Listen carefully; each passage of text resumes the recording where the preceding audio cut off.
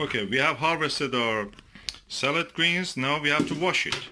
So we have a basin. We try to fill it with to this level with some water. We put the salad greens that we have harvested, empty them in the basin.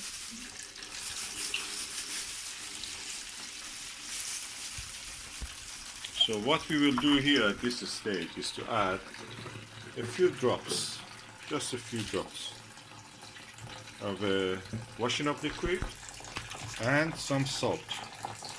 Salt is a disinfectant. And that's it. We leave it for 20 minutes in the water.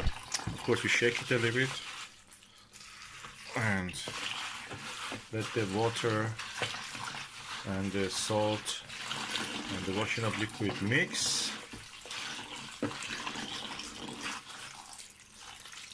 After 20 minutes, I will come and rinse it.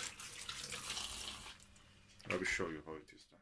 It's past 20 minutes and I'm going to rinse the leaves and put them in this basket for draining.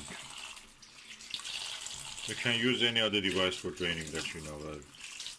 There are many things, but I don't have any of those things, so I'll just use the basket. And I will show at the end how it looks.